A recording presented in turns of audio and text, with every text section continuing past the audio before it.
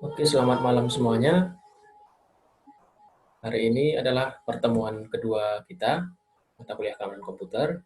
Hari ini kita akan membahas tentang security management, pengantar security management. Materi udah saya upload di e-learning dan uh, ini adalah video tentang penjelasan agar ada yang bisa kalian gunakan sebagai panduan dalam belajar mandiri, ya. Tidak terlalu lama saya usahakan. Oke, kita mulai saja, ya. Oke, kita mulai dengan apa sih itu yang disebut dengan security management atau kalau bahasa Indonesianya pengelolaan keamanan. Nah, sebelum kita masuk ke definisi, kalau kita selama ini belajar tentang keamanan, tentang sistem informasi, tentang teknologi informasi, tentang teknik informatika, atau beberapa dari kalian sudah bekerja, maka pasti kita akan menemukan beberapa pertanyaan yang seperti ini. Apa yang Anda lakukan jika kita menemukan sebuah disk berada di meja makan, ada labelnya confidential, gitu. Atau apa yang Anda lakukan bila kita ketemu dengan user ID dan password yang superior, ya, artinya password admin misalnya, gitu. Apa yang Anda lakukan bila Anda ketemu dengan orang luar yang menggunakan PC mencoba login ke sistem komputer yang ada di perusahaan kita? Atau apa yang harus kita lakukan jika laptop kita hilang, laptop perusahaan atau laptop yang kita gunakan untuk bekerja? Atau bagaimana sih cara saya mengirimkan data confidential ke perusahaan lain gitu, yang isi email, yang kita kirim email tapi isinya confidential. Nah, untuk menjawab pertanyaan ini berarti seharusnya ada prosedur-prosedur yang harus dilaksanakan, yang harus dibentuk supaya jika terjadi kejadian-kejadian seperti ini yang dapat mengancam keamanan informasi, ada sebuah tindakan yang dilakukan untuk mengurangi resiko, ya, terjadinya pencurian atau kehilangan data. Ya, jadi pengertian security management adalah proses, ya, proses pengelolaan, proses manajemen dalam melindungi informasi dan melindungi IT service, melindungi layanan IT pada tingkat keamanan tertentu. Ya. Jadi nggak hanya melindungi informasi, tapi melindungi juga layanannya, supaya layanan IT itu bisa dapat terus berjalan.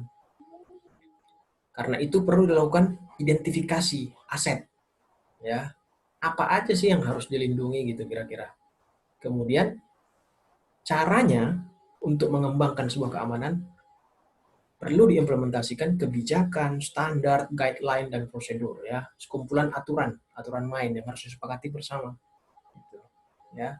Dalam pengelolaan, maka si pengelola ini harus mampu menganalisa resiko, ya, dan klasifikasi ACTI. Artinya ini maksudnya kita harus bisa menganalisis resiko apa sih yang mungkin terjadi kalau misalnya ada serangan, ya, ke server kita.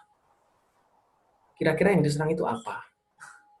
Apa yang akan mungkin dicuri? Kalau dicuri, apa yang akan terjadi? Seperti itu, ya. Jadi itu harus dianalisis. Oke. Jadi tentu security management itu bagian dari pekerjaan manager. Ya, jadi dia termasuk di bagian top level. Nah,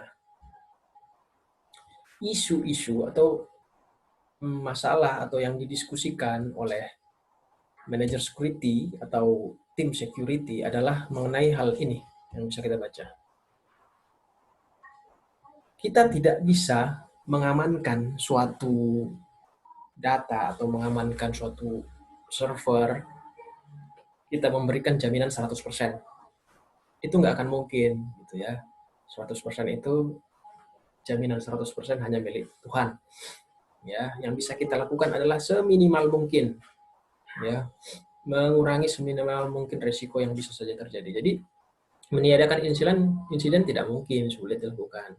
Tapi kita berusaha untuk mencapai acceptable level dari resiko. Artinya berapa sih nilai tertinggi,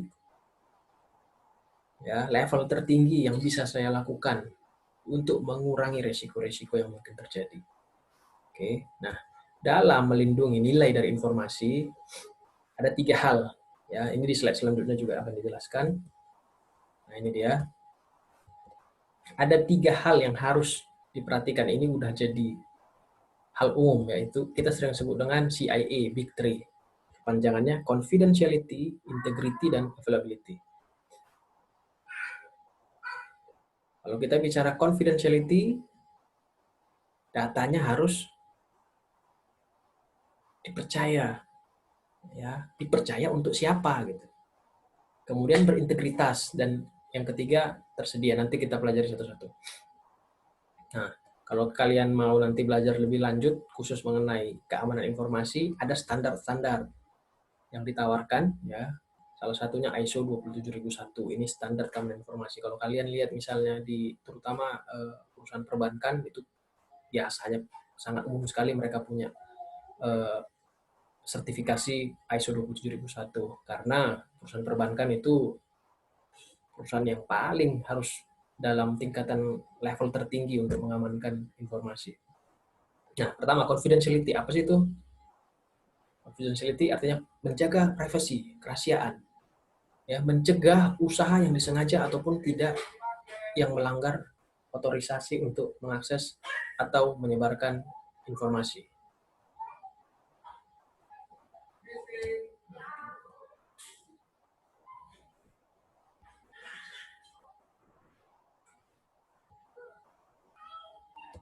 Oke, saya lanjutkan, agak terputus.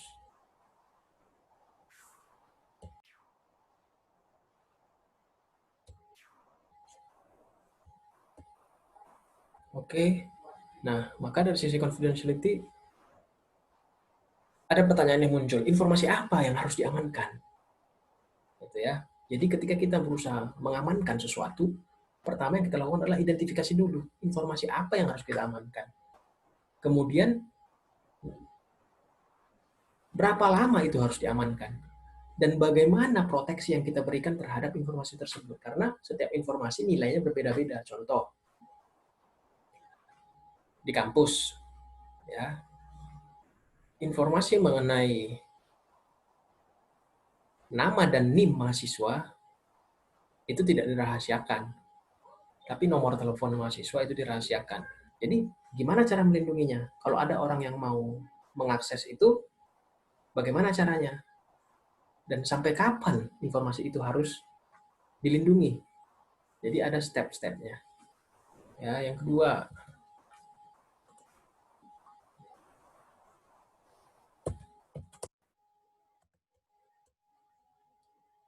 integrity, ya, keutuhan data.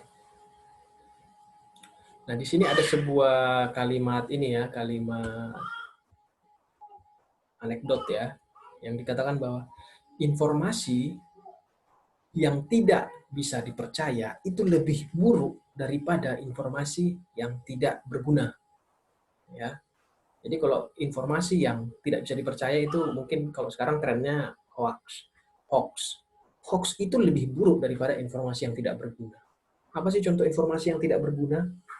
Informasi yang tidak berguna itu adalah sebenarnya informasi yang benar, tapi kita tidak membutuhkan informasi tersebut. Misalnya, saat ini,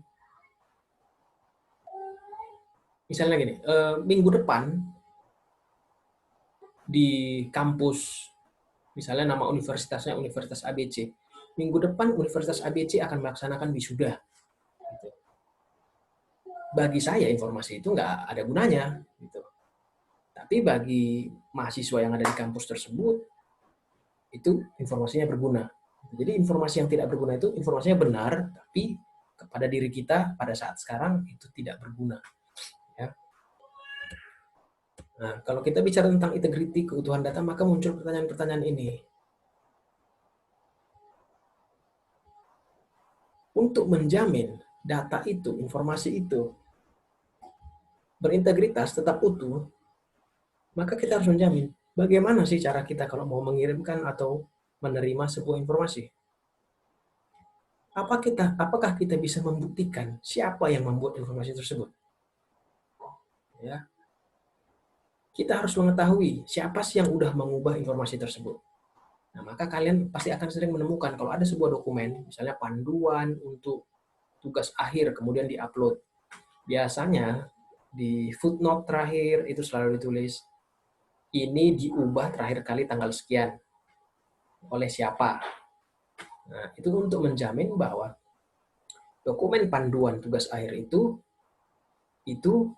diubah oleh orang-orang yang memang berhak untuk melakukannya, gitu ya. Jadi itu cara yang dilakukan untuk menjamin informasi atau dokumen tersebut terjamin keutuhannya. Oke, selanjutnya yang ketiga availability, ketersediaan. Nah, tadi kita udah bahas confidentiality, kemudian integrity. Yang ketiga tentang availability. Informasinya sudah rahasia, informasinya sudah dijamin keutuhannya.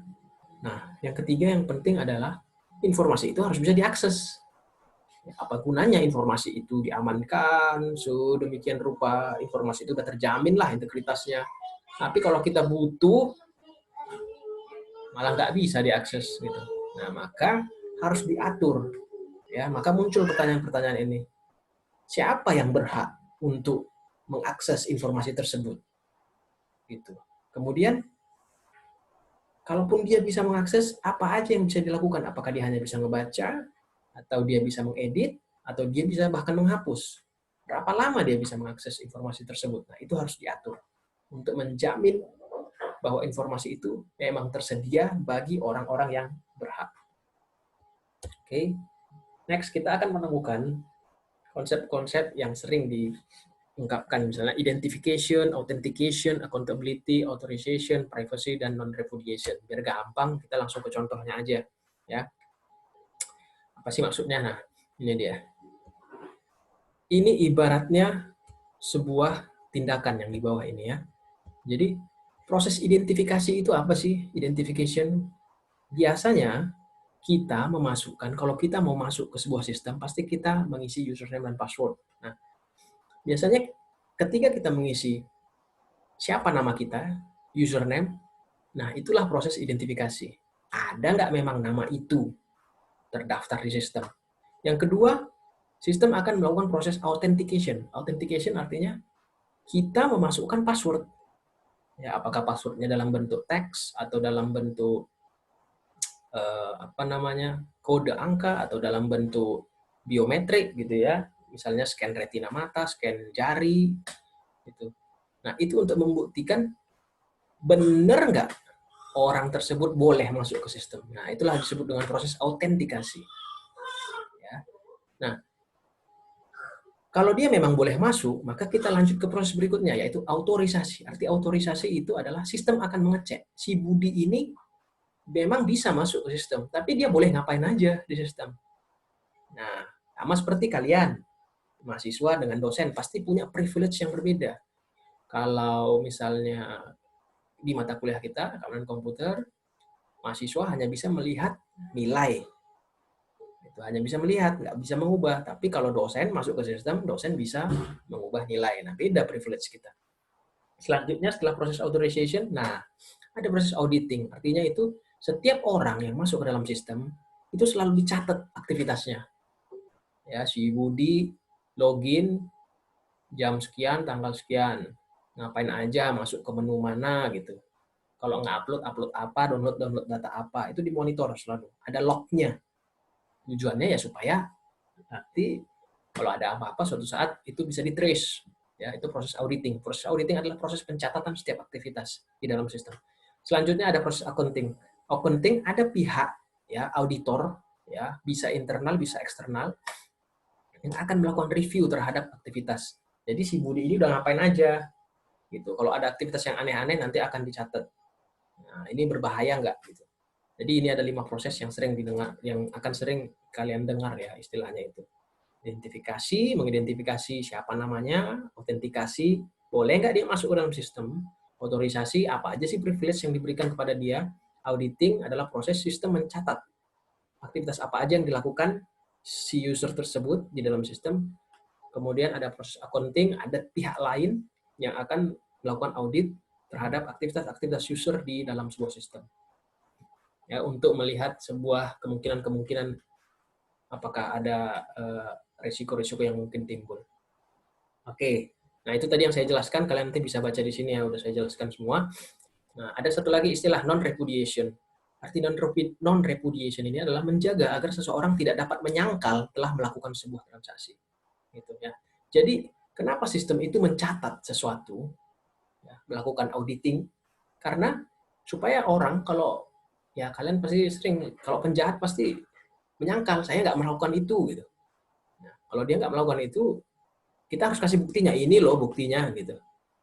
Nah, seperti KPK menyadap, ya saya nggak korupsi gitu, begitu dikasih rekamannya ya nggak bisa menghindar lagi, sama seperti ini. Makanya penting sekali proses auditing, mencatat log aktivitas.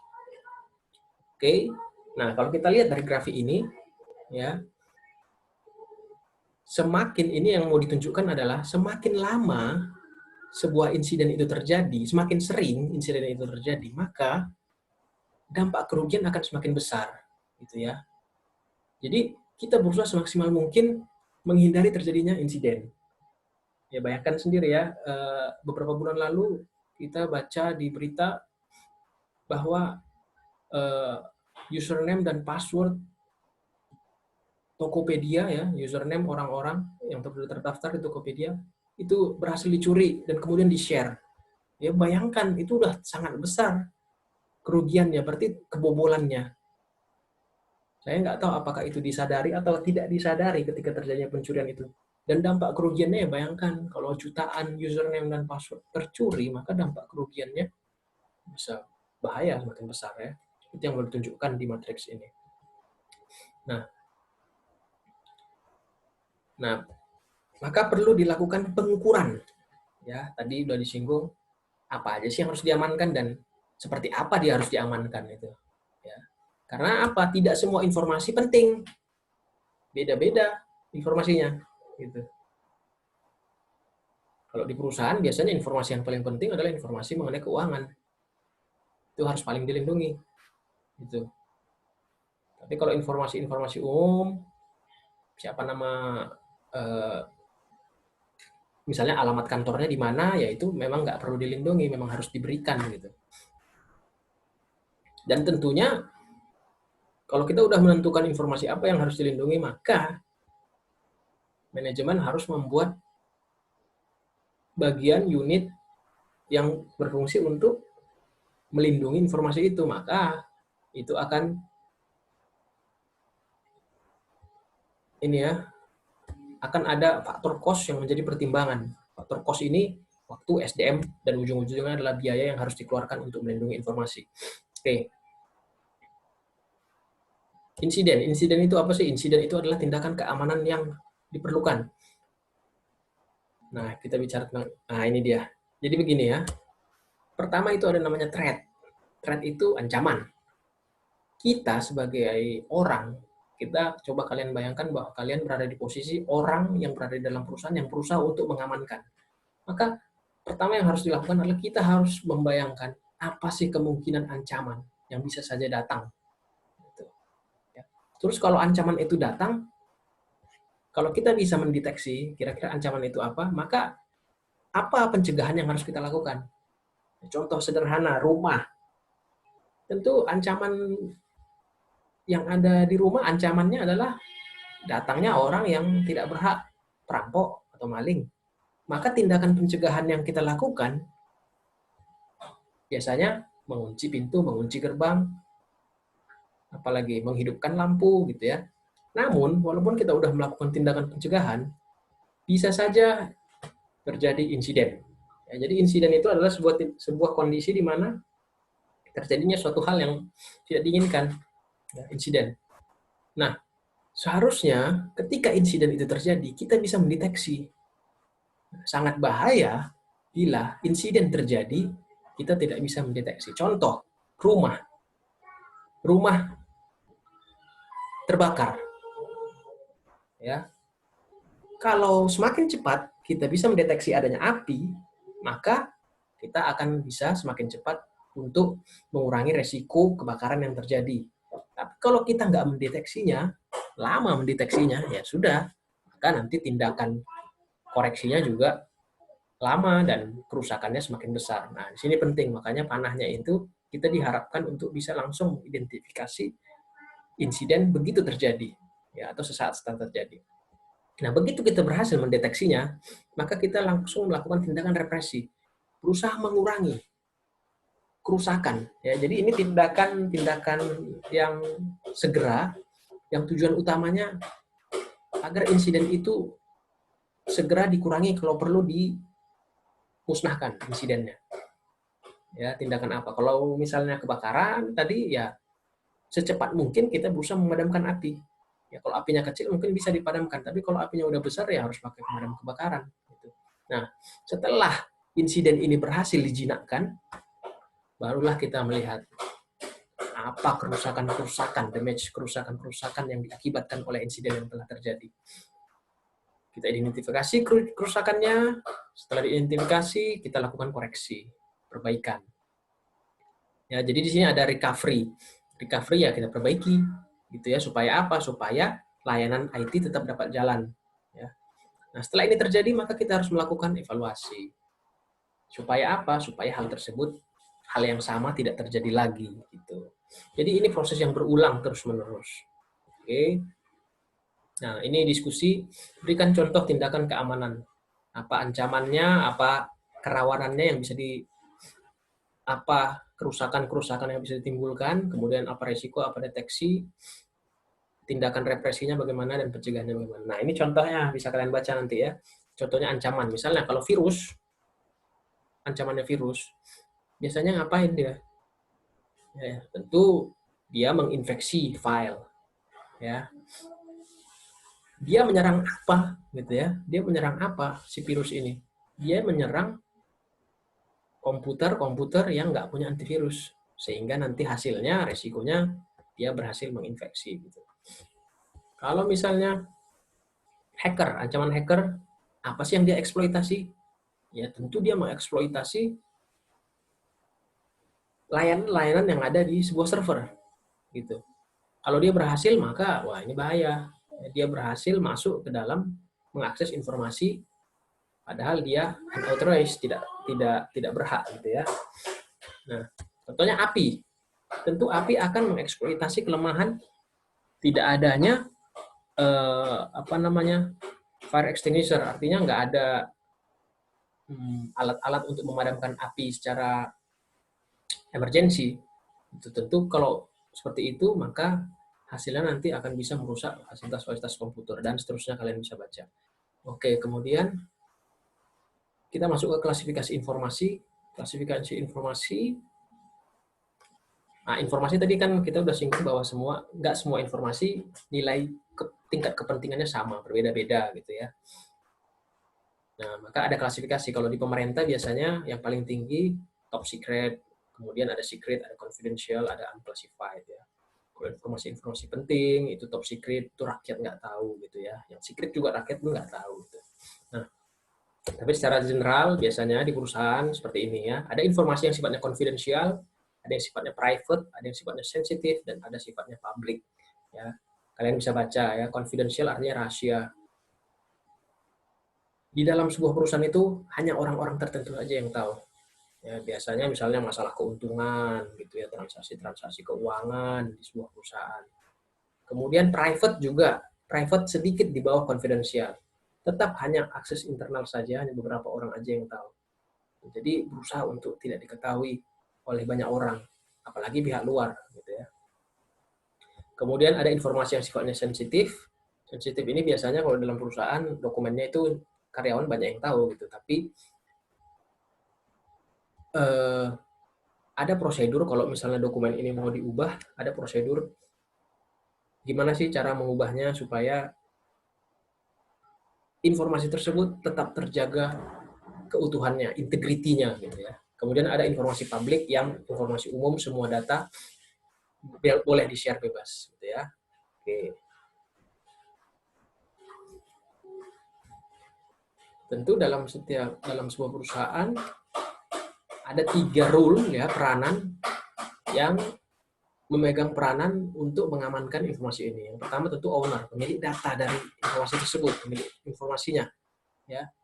Dia tentu hal yang pertama dilakukan tentu harus menentukan klasifikasi. Mengklasifikasikan ini informasi ini penting apa enggak sih? Kalau penting sepenting apa gitu. Ya, siapa aja yang bisa akses. Kemudian ada pihak kustodian. Nah, ini orang-orang yang staff biasanya, pegawai yang memang kerjanya mengamankan informasi. Mungkin kalian pernah dengar pekerjaan-pekerjaan dengan jabatan IT security gitu. Nah, inilah pihak-pihak yang secara profesional mengamankan data di sebuah perusahaan. Kemudian yang ketiga adalah pemakai data. Pemakai data ini siapa? Ya user, bisa user di internal perusahaan, bisa user di eksternal.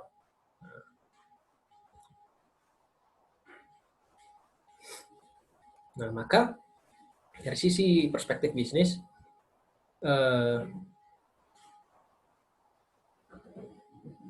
informasi tersebut akan disusun dalam bentuk kebijakan.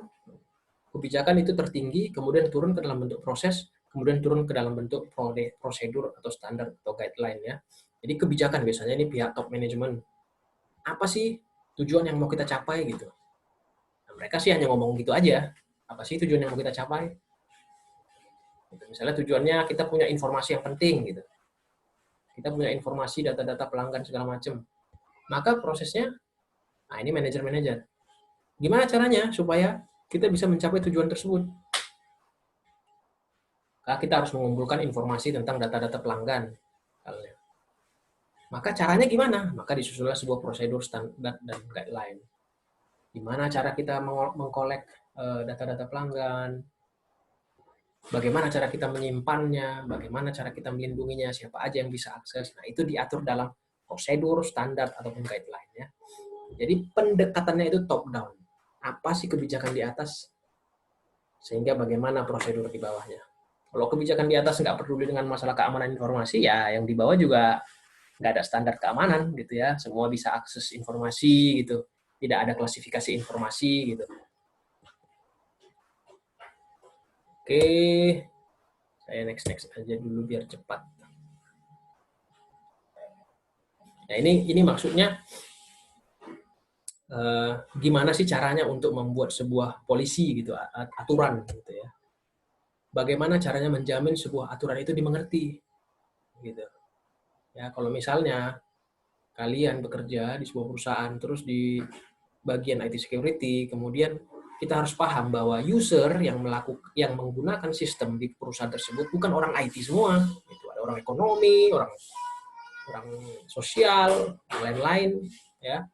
Jadi supaya aturan-aturan dalam pemakaian sistem itu dimengerti, yang paling penting nomor satu, jangan coba-coba menggunakan bahasa-bahasa yang teknis, yang orang nggak ngerti, gitu ya.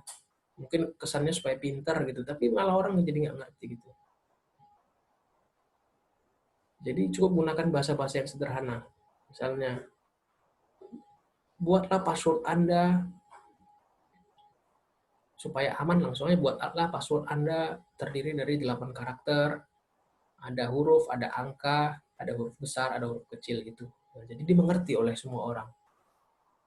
Ya, kemudian ini kalian bisa baca lah ya.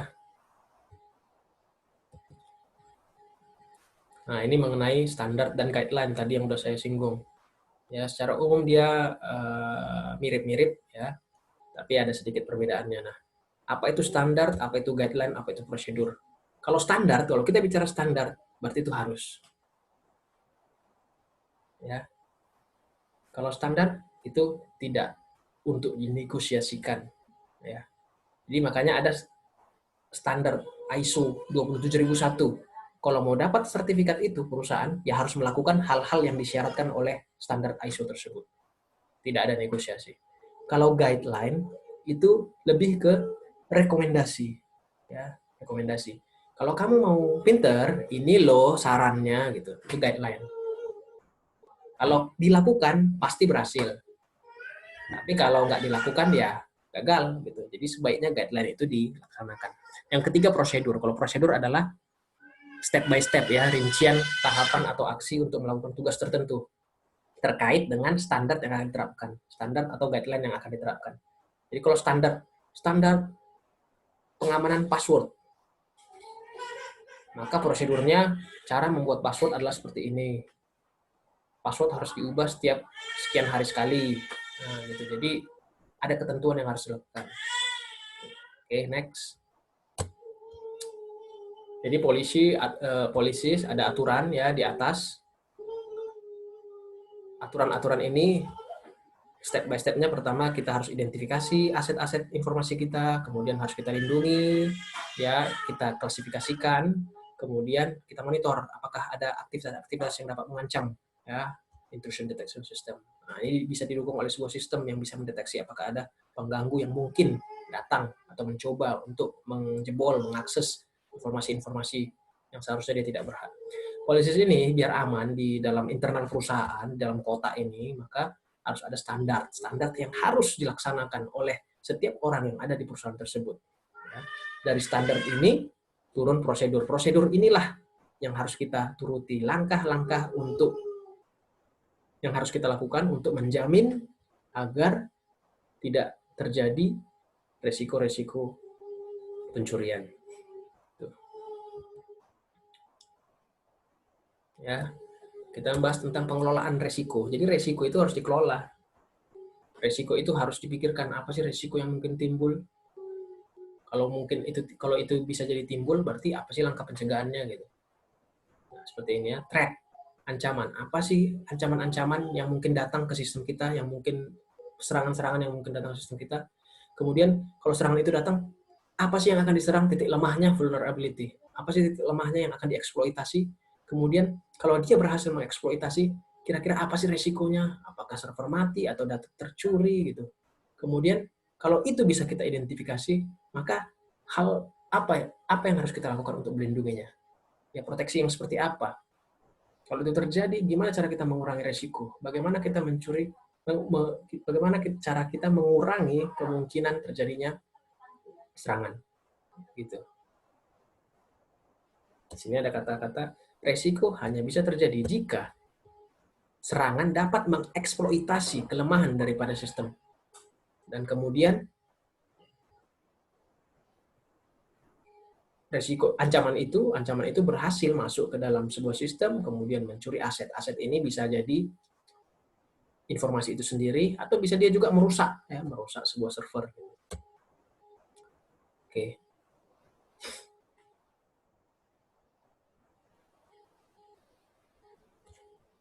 Kategori resiko ada 3.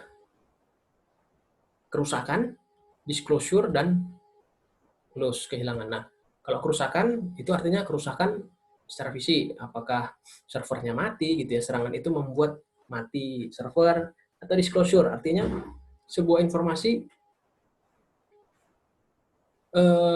hilang integritinya. Ya, disclosure, hilang integritinya. Kemudian yang ketiga, loss, itu hilang informasinya. Jadi ada orang yang berhasil masuk, kemudian dia hapus semua informasinya. Nah, ini ancaman-ancaman yang bisa mungkin datang. Resiko itu nggak hanya dari manusia, tapi sebenarnya bisa juga secara dari alam ya, bisa jadi dari gempa bumi gitu ya, banjir, atau bisa juga dari kehilangan power, listrik ya, atau dari manusia sendiri. Kemudian bisa juga resiko itu muncul karena kegagalan sistem, jadi ya karena servernya udah lama jadinya rusak, atau perangkat-perangkat jaringannya udah lama jadinya rusak. Terus yang ketiga ada juga dari benar-benar sengaja dari serangan. Ya, bisa serangan dari dalam ataupun serangan dari luar gitu. Kemudian bisa juga yang terakhir error dari manusianya, jadi salah melakukan konfigurasi sistem, akhirnya malah membuat sebuah bug yang akhirnya bisa diserang oleh hacker. Kemudian ini ada analisa resiko. Bagaimana cara melakukan analisa risiko dan justifikasi cost atau benefit jika dilakukan proteksi. Pendekatannya ada kuantitatif dan kualitatif. Saya kasih contoh misalnya seperti ini. Tentu kalau kita mau menunjukkan risiko-risiko, paling gampang itu sebenarnya kalau kita hubungkan dengan berapa kerugian biaya yang bisa ditimbulkan. Gitu. Jadi contohnya seperti ini, misal kalau terjadi banjir akan menyebabkan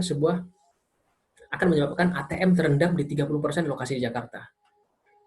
Ya, maka ATM itu supaya nggak banjir, harus dipindahin. Biaya untuk mindahin sebuah mesin ATM itu 100 juta. Bank tersebut punya 200 unit. Jadi prediksi kalau banjir Jakarta, ATM-nya akan terbanjir 30, akan kena banjir 30%, maka dia harus memindahkan ATM-nya ini sebanyak 30%. 30% dari 200, berapa itu 30% dari 200? Ada 60. Ada 60 ATM yang harus dia selamatkan. 60 ATM kali 100 juta per ATM sama dengan 6 miliar. Berarti kalau Jakarta banjir, bank tersebut harus siap-siap mengeluarkan uang 6 miliar untuk memindahkan ATM-nya agar tidak terkena banjir. Nah, maka kita tahu kalau banjir kerugian 6 miliar. Kira-kira kalau kita buat sebuah tim atau sebuah prosedur untuk mengamankan ini, bisa saja nggak harus keluar 6 miliar di bawah itu, gitu ya. Maka kita harus berpikirkan resiko-resiko ancaman yang bisa terjadi. Contoh, kalau banjir, biasanya kalau di Jakarta banjir besarnya berapa kali sih? Oh, ternyata ini biasanya sekali dalam 6 tahun, atau kebakaran besarnya sekali dalam 40 tahun. Kalau sistem crash, sistemnya yang udah hang sendiri, bisa sekali dalam 6 bulan. Kalau ada authorized access, bisa 2 kali dalam sebulan. Nah, ini dihitung rata-ratanya. Nah, kalau sekali dalam 6 tahun, tadi cerita kita banjir, berarti kemungkinannya 1/6. Ya, 1/6.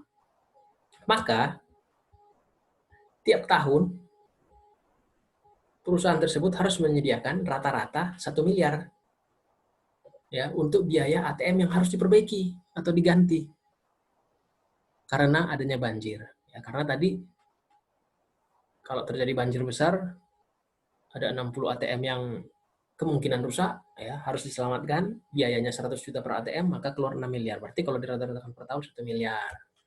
Ya, ekspektasinya. Itu. Maka perusahaan harus berpikir, bisa nggak kira-kira saya mengeluarkan uang di bawah 1 miliar, tapi ATM itu semua selamat. Ya, gitu. Jadi kita bisa mengekspektasikan kerugian yang mungkin timbul, kemudian gimana langkah pencegahannya. Nah, untuk menentukan cost benefit analysis ini memang sulit untuk menentukannya secara akurat karena ini prediksi gitu. Tapi tentu melakukan prediksi kita bisa lakukan menggunakan data-data yang sudah ada. Ya, dan paling gampang tadi saya katakan prediksi kerugian itu dihubungkan dengan kerugian biaya. Itu pasti paling ampuh. Oke, itu saja dulu penjelasan saya hari ini. Jika ada pertanyaan, kalian tanya saja di forum diskusi pertemuan 2 yang ada di e-learning. Nanti saya akan jawab. Kemudian nanti di pertemuan ketiga, kita akan ketemu ya online, live. Nanti akan saya share linknya. Kita menggunakan Google Meet. Oke, selamat pagi, siang, sore, malam. Selamat belajar. Ya, terima kasih.